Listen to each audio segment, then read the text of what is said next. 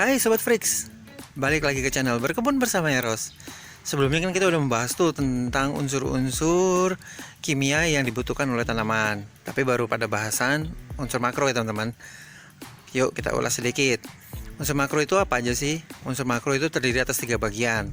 Satu, unsur makro yang tersedia lepas di udara atau di alam, yaitu ada karbon, hidrogen, dan oksigen. Kemudian ada makro yang primer, yaitu NPK, nitrogen, fosfat, dan kalium. Kemudian ada juga makro yang sekunder, yaitu kalsium, magnesium, dan sulfur teman-teman. Masih ingat nggak? Kalau belum ingat atau sedikit lupa, boleh kok diulang lagi di video sebelumnya ya. Nah, ini sekarang kita mau bahas lanjutannya nih teman-teman. Lanjutannya itu adalah unsur mikro. Unsur mikro ada apa aja sih? Ada Fe, besi, ada zinc, ada mangan, ada boron, ada kuprum atau tembaga, ada molybdenum, dan kemudian ada klor, dan terakhir adalah nikel. Peranannya apa aja sih? Yuk kita bahas sama-sama ya. Yang pertama, besi. Besi itu adalah unsur yang membentuk zat hijau daun atau klorofil. Kemudian juga besi digunakan untuk respirasi tanaman, teman-teman. Respirasi itu adalah proses pernafasan atau penyerapan oksigen. Tanaman nggak punya paru-paru, tapi dia menyerap oksigen melalui akar. Makanya terkadang kalau media kalian terlalu basah, tanaman kalian akan busuk akar dan tanamannya itu akan mati karena kekurangan oksigen. Ya teman-teman ingat, itu juga dipengaruhi sama si Fe atau unsur besi ini. Kemudian si besi juga itu adalah suatu unsur yang dibutuhkan untuk kinerja si nitrogen, teman-teman. Jadi ini sangat penting juga nih si besi ini. Nah, untuk banyak kejadian kekurangan besi, terus disarankan menggunakan paku berkarat atau menggunakan air rendaman paku. Itu bisa dilakukan, tapi itu hanya bersifat sementara ya teman-teman. Ketika media kalian itu pH-nya terlalu tinggi, maka si besi ini akan terikat dengan kalsium. Ingat ya, ketika pH kalian tinggi, maka unsur besi ini gampang terikat dengan kalsium. Jadi ketika kalian memberikan kalsium pada media yang pH-nya tinggi, itu akan mengurangi unsur besi, teman-teman. Oke, itu. Kemudian selanjutnya adalah zinc. Zinc itu adalah pembentuk enzim. Nah, ini juga adalah pembentuk auksin, hormon auksin. Si zinc ini juga menyediakan bahan-bahan yang diperlukan oleh tanaman untuk bertumbuh. Ini penting juga nih jadinya ya. Si zinc ini juga yang mengatur penyerapan dan efisiensi penggunaan air.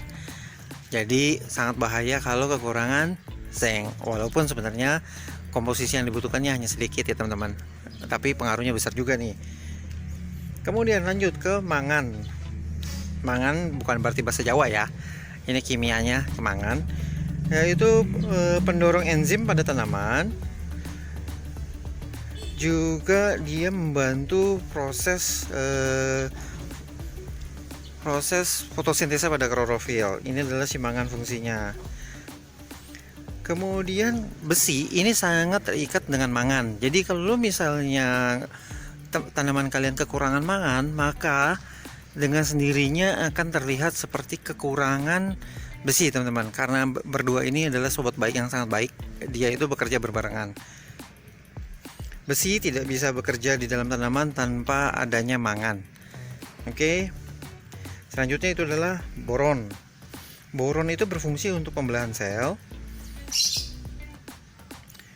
Kemudian juga dia itu yang mempunyai peranan untuk pergerakan karbohidrat. Selanjutnya dia juga yang membantu pembentukan akar sekunder atau akar halus pada akarnya. Yang terakhir, boron juga mempunyai fungsi untuk pembentukan serbuk sari, teman-teman.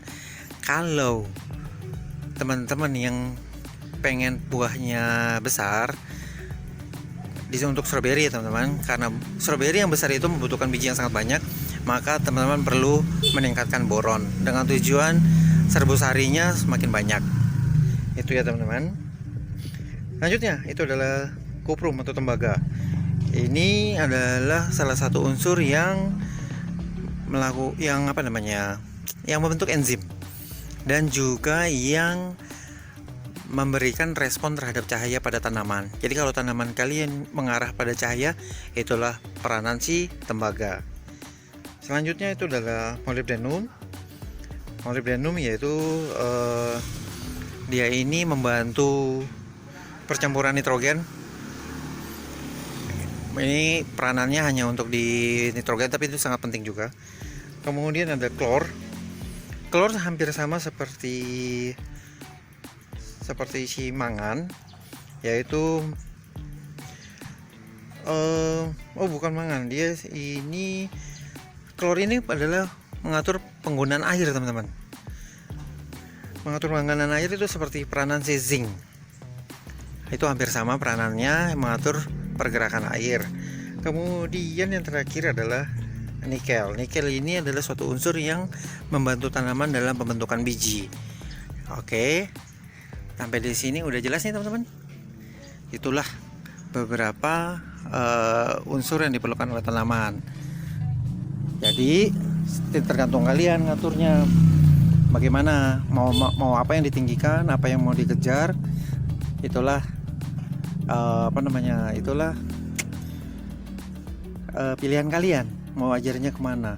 Apakah mau pembesaran tanaman, pembesaran buah, mau ngejar rasa, atau mau ngejar perbanyakan bibit misalnya. Semuanya itu diatur dari si pupuk kimia ini. Jadi ingat ya teman-teman, nggak ada yang lebih baik, nggak ada yang lebih kurang dari antara pupuk organik dan pupuk kimia. Sebenarnya karena dua-duanya itu mempunyai satu hubungan khusus. Ketika teman-teman memberikan pupuk organik, maka sebenarnya akan terjadi juga kekurangan unsur tertentu.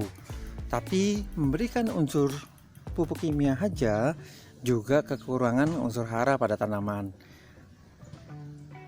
Bingung kan? Akhirnya serba salah. Nah, itulah kenapa keduanya itu harus diberikan sejalan teman-teman. Jadi tidak ada yang lebih baik kalau menurut saya, dan tidak ada yang lebih kurang.